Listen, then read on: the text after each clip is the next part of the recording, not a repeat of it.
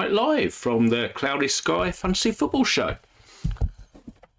New day, same format. It's a preview of game week 20 in Cloud Fantasy Football, and I think it's the second midweek set of games that we've had if you discount all of the strange days over Christmas and New Year.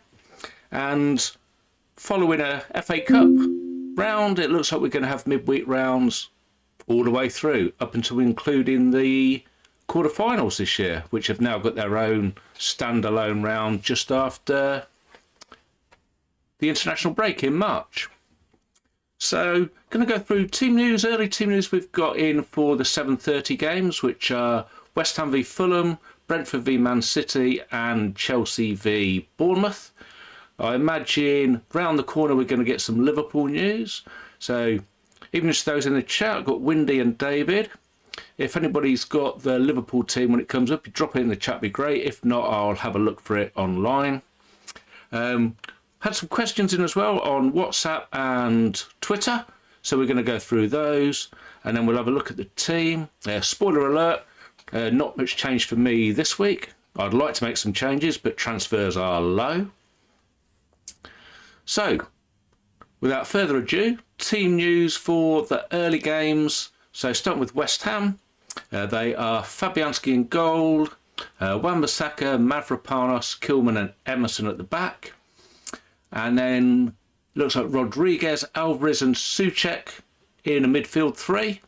Maybe Soler and Paquetá just behind Kudus. Be interesting to see how that lines up. Kudus is up front. He could do very well. For Fulham, Leno in goal. The expected back four now, Castagne, Bassi, Anderson and Robinson. They've got Pereira and Lukic, looks like in a midfield two. Three ahead of them, Wilson, Smith Rowe and Iwobi. So Smith Rowe back in the starting lineup and Jimenez up front. And for Brentford versus Manchester City, so for Brentford, Flecken in goal. You imagine he'll be getting some more save points tonight. At the back, they have Ruslev, Collins, Vandenberg and Lewis Potter.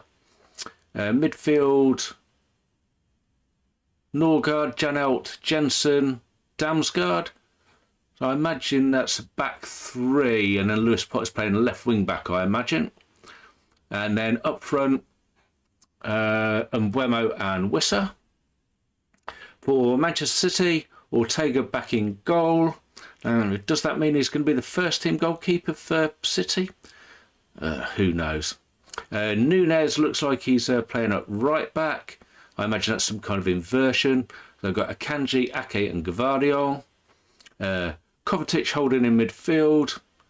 And then we have Silva, probably with De Bruyne together. Then maybe Foden, Savinho, and then obviously Erling Haaland up front. It could be quite fluid, that formation. Be interesting to see how they go. City are definitely on people's radars again. They've improved again, although could they get any worse? And then Chelsea against Bournemouth. Chelsea are playing Sanchez in goal. There's Caicedo at right back by the looks of it. Achiampong and Colwell in the middle. Cucurella at left back. Lavia's back fit with Fernandez holding in the middle. And then right to left, it looks like Madueke, Palmer and Sancho with Jackson up front. Could really do with some goals from Jackson tonight, if you wouldn't mind, sir. And for Bournemouth, Travers in goal, because the keeper that moved, I forget his name now. Kepa, he's ineligible to play against Chelsea. They have Hill still deputising for Smith at right back. Sabani and Hewson with Kirkaz at left back. Looks like Christie, Cook in the middle. Brooks, Adams, Utara and Semenyo. Is that Semenyo up front? Utara played up front on Saturday in the FA Cup, so it'll be interesting to see how they go. Let's have a look and see if we can find any Liverpool team news. Quick look.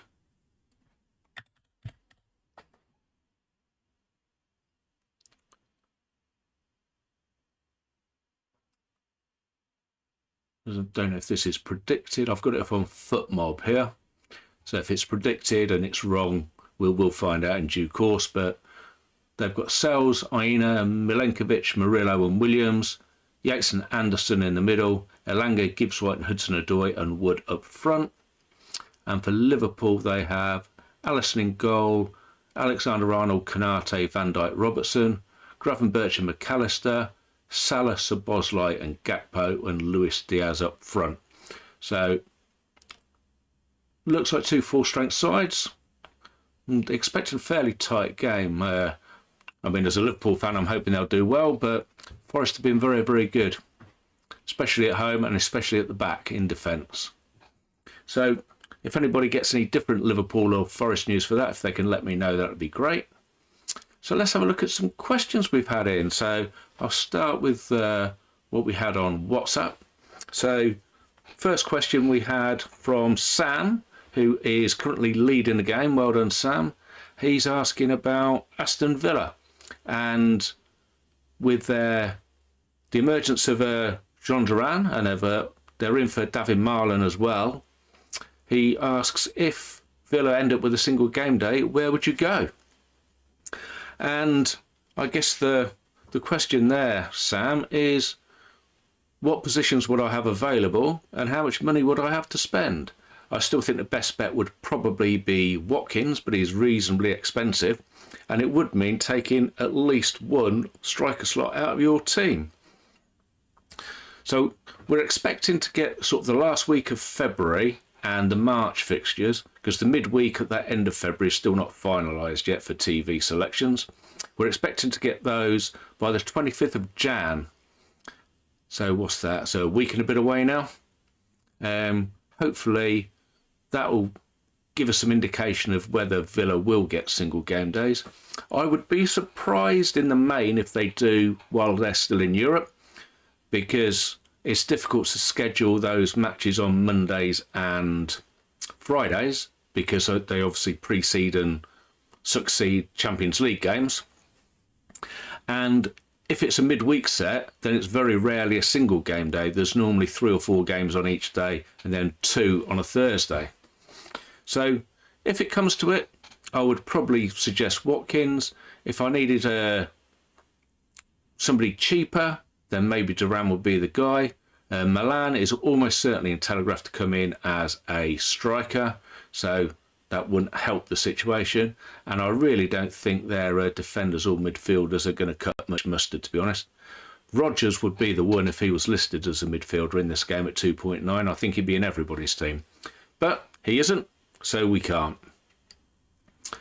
A couple of questions from David. He's saying, Haaland, if you have plenty of cash already. Well, yes, absolutely. If we look at their fixtures now, they've got Brentford away and Ipswich away, Chelsea at home, Arsenal away, Newcastle at home, Liverpool at home, Tottenham away. So reasonably tricky, but if Haaland's on form, there's no reason why he can't score. I mean, I've no plans to get him in myself, but I wouldn't mind having him. And it could be that once we get to the March fixtures, when they do have a much better spell, so their last sort of 10 or so fixtures are Forest away, Brighton at home, Leicester at home, United away, Palace at home, Everton away, Villa at home, Wolves at home, Southampton away, Bournemouth at home and Fulham away are very, very tasty. So it could be that there's a plan made to get Haaland in when we get to March. And David also asked thoughts on multiple Newcastle for 4 games. So Newcastle have Wolves at home this week, tomorrow, and Bournemouth at home on Saturday, then Southampton away and Fulham at home, sort of the next 2 Saturdays, and then they play City away on Saturday the 15th of February. So I did look at bringing more Newcastle in, and I would encourage others to do if they can. Isak has been killing me since pretty much the week after the West Ham game, when I went for Bowen, who was subsequently injured and has been sold. But Isak, I mean, there's only him and Salah that have been miles ahead of everybody in the last 4 or 5 game weeks, and he has done me no favours at all. So if you can get to Isak tomorrow from a player, I would encourage people to do so. You'll see that he's playing. I know there's a rumour of an injury, but I'll be feeling that's just Eddie Howe placating those fans that could only get FA Cup tickets because they can't get a Premier League ticket, that he would have liked to play Isak, but he's slightly injured, even though he had no intention of playing him against Bromley in the first place. So those that have seen my team from last week, they'll know that I brought in Gordon. He is my Newcastle coverage, and others have brought in Hall at left back, and he has been excellent in the last month or so as well. Clean sheets and assists, and I'm sure he's got some bonuses as well. So yeah, multiple Newcastle for 4 games. I would, if you can get to it, David, I would say so, yes. And then from Kieran, stick or twist on 2 Arsenal defenders. Thinking of dropping Saliba and going with just Gabriel. Now, Arsenal haven't been keeping as many clean sheets as they would have liked, and as cloud managers would have liked as well, because they are popular. And I can certainly see some merit in downgrading one of them. If we look at the fixtures on the screen, Arsenal play Tottenham tomorrow in the North London derby, and then Aston Villa on Saturday. I think that's the evening kickoff. And then, if you want to downgrade Saliba, if you look at where Forest are playing Southampton on Sunday, you can go all the way down to Murillo and save yourself 2.2 million. And Forest play Southampton, Bournemouth, Brighton, Fulham in their next 4 games up until the end of February, when they go to a trickier run of Newcastle, Arsenal and City. But to save yourself over 2 million, that money could be put to good use, and maybe that is a route where you could get to someone like Haaland or a better striker. Could be that you can use it to get to Isak. So yeah, I would have no objection there, Kieran. If you want to go down from Arsenal to another defender, then my recommendation would probably be a Forest one to save them money. And then on Twitter we had from John, who's in the chat. Evening, John. Assuming that you have match days covered and no injuries, is this a time to transfer preservation for future gains? Well, in my case it is, because I don't have very many transfers left. So there's 2 ways to look at it. You can keep them now and use them later on in the season. I've always said, since the first podcast I was ever on all those years ago, there is no such thing as too many transfers at the end of the season. You'll always find some to use them on, and this game will be no different. In fact, it'll probably be more different because we've got less to start with and no overhaul. So yeah, saving transfers is definitely a way forward, but if you've got plenty, then you could look at some fixture gains. So the best captain, it looks to me, on this Thursday is going to be a United player, probably Bruno Fernandes, for their home match against Southampton. They've improved. Southampton have gone down the drain, and you can see that it's a fixture gain there. It's a 2-0 over Chelsea. You get the Southampton and Brighton game, and then you can go back to Chelsea for the single game day, Wolves at home. If that wasn't a single game day, I think I would be considering moving Palmer to Fernandes. But I know that I'm going to want him back on Monday for the home game against Wolves, and it's not a one player move in my position, because I don't have enough budget to move straight from 5.8 to 6.4. I've not got enough in the bank, so I'd need to do 2, and I don't see it's worth 2 moves to then bring the same player back again. But if you can, I mean, there's plenty of scope. If you've got access to the transfer planner, you can have a look through the calendar here, and there are plenty of moves where you can look at 2-for-1s, 3-for-1s, 2-for-noughts in this period. You'll notice that the Liverpool v Everton match has now been scheduled for Wednesday the 12th. So, I mean, look at the Liverpool fixtures there. The only trouble is there's no entry day. They play on Saturdays every game up until that Wednesday the 12th. but they've got Forest, Brentford, Ipswich, Bournemouth, Everton, Wolves in the next 6. You'd think there'd be some goals there. If you've got West Ham, there's 3-for-1s with Tottenham. Yeah, there's plenty of fixture gains about if you want to take care of them, John. But as you know, being a long time fantasy player, that these games will also be there later in the year, and there might be bigger ones. You'll get 3-for-0s, you'll get 4-for-1s. So I suppose your money takes your choice. I think in my position, I've got no choice but to save them now.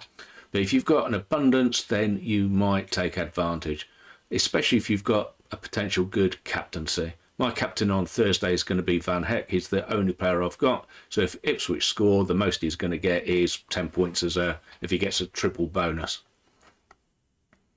And John also asks, with the player categories in Telegraph, has 4-3-3 become the new 4-4-2, despite the latter being a more flexible formation?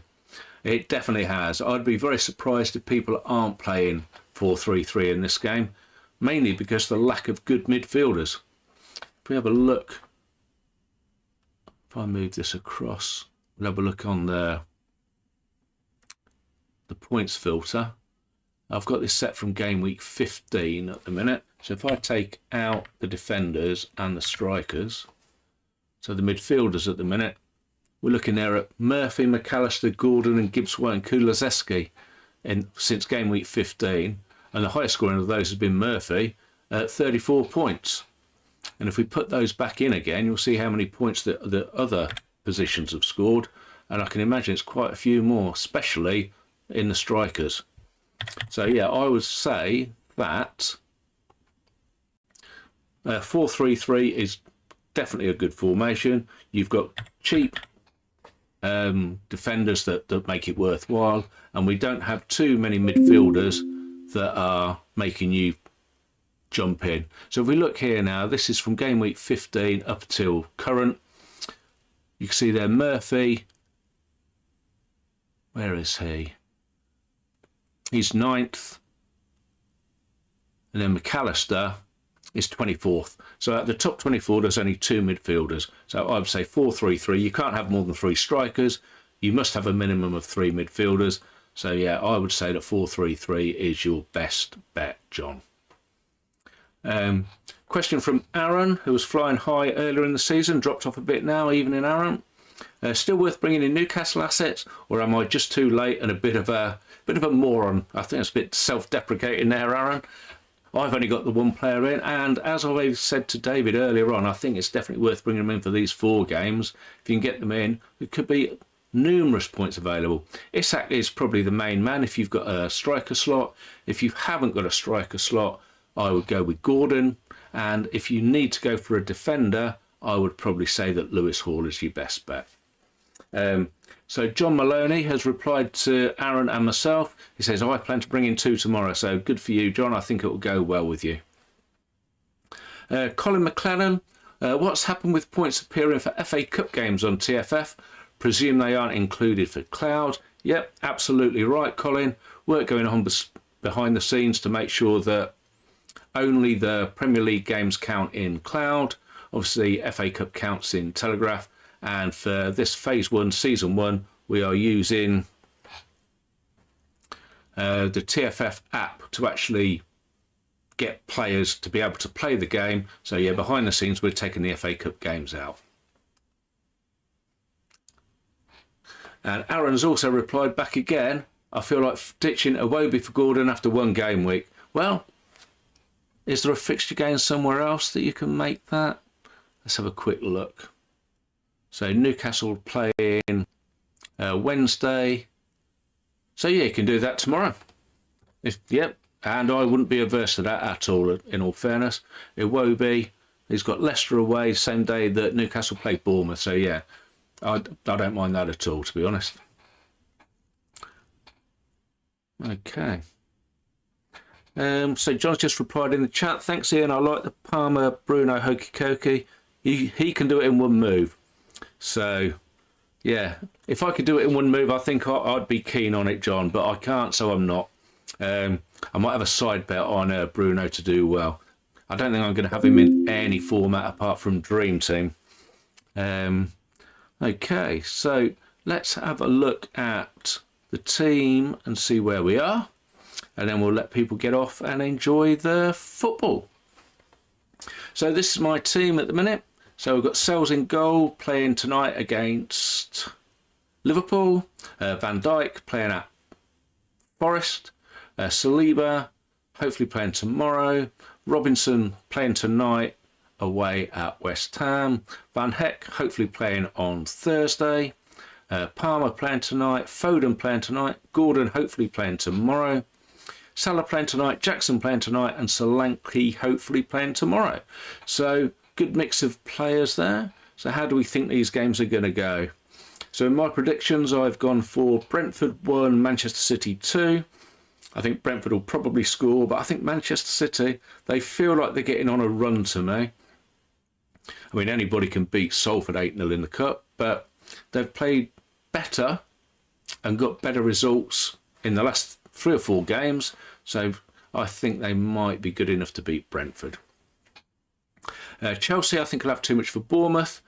I've gone for 2-0 in my predictions, I think. I'm not sure how Bournemouth are going to manage against a reasonable side without a striker. I think they'll struggle to put too much pressure on Chelsea. I think Chelsea will keep a lot of the ball. Maybe Bournemouth will get something on the break, but you'd imagine that Chelsea will have too much at home and will win. West Ham under a new manager. Potter, I think he'll do reasonably well at West Ham. I mean, they're a decent club. I don't know why they thought it was a good idea to get rid of Moyes. Obviously, Lopetegui didn't do much. I think Potter might be okay there, but Fulham are a good side. I think Fulham will have too much for them. I think it'll be good atmosphere at West Ham. They'll probably try and get behind Potter. I think Fulham, I've gone for a 2-1 win, and it wouldn't surprise me if Jimenez scores again. And Forest against Liverpool, I think it'll be quite tight. It wouldn't surprise me if it's 0-0 for a while and Liverpool just sneak it. It wouldn't surprise me if Forest sneak it. But in my predictions league, I've gone for a 2-1 win for Liverpool. Tomorrow, Everton at home to Aston Villa. Everton also under a new manager. The aforementioned David Moyes is back. I think Everton will probably end up having too much or find 3 sides worse than them and go down. Tomorrow, I think Villa will probably be too strong. I've gone for a Villa to win 2-1. Leicester against Crystal Palace. I think Palace, they're an improving side. Leicester certainly aren't under Van Nistelrooy. I think Palace will win. Eze, who at the start of the season was a good player in Cloud at 3.9 and didn't really do anything, and a lot of people ditched him. He could be one for the second half of the season. That kind of value takes a useful midfield slot, and it's not very expensive. So, one to look at. Newcastle, I think, will be too good for Wolves. I've gone for a 2-0. Could be more. Wolves could score, but I doubt it. Newcastle very strong at home. They've been playing very well over the last month or so. And I imagine those with Isak will probably have a good score again. North London Derby. Arsenal, they've struggled under no Saka. But Tottenham, they've been struggling against just about everybody. It even took them over 90 minutes to score against Tamworth on the weekend. So I'm going to go for Arsenal to win. I think it'll be tight. I'll go for 2-1. Yeah. Ipswich home to Brighton. This kind of game that Brighton have a habit of drawing 1-1. I think they've had 10 draws out of 20 games so far this season. Ipswich often score and often concede, so it wouldn't surprise me if Delap scores and any one of Brighton's attacking players scores. But I think maybe 1-1. And Manchester United against Southampton. I think United will be too strong. 2-0. And I feel that those that have brought in Fernandes could probably have the best captain this week. I'm not sure if I'll go with anybody else from United. The defenders don't seem to get too many bonuses. Maybe they're still struggling with the system. But Bruno, definitely one that could do well. So, there we go. Fairly short, brief, pre 7:30 kickoff. Give everybody a chance to go and get a drink, get settled down in front of the TV. I think all the games are on TNT this week, so not quite sure what's on which channel. But I think I'm going to watch some of Brentford v City, and then it will be Forest v Liverpool. So thanks very much for watching, everybody. If you've enjoyed the video, please leave it a like, and we'll be back with more content with Game Week 21 preview, which will be on Friday. Hopefully we'll get to do it live again. If not, I'll get it pre-recorded and out for everybody. So if you want to use the transfer planner that have showcased some of the work that goes on behind the scenes, you can find that on Patreon, patreon.com, Cloudy Sky Fantasy Football Show. If you want to subscribe to the YouTube, you just hit the subscribe button. You'll get notified whenever we get a video out. I'm going to do this recording now for Spotify and get that out as well. So thanks very much. Enjoy your evening. Enjoy the week. And we'll see you on Friday. Cheers for now. Bye-bye.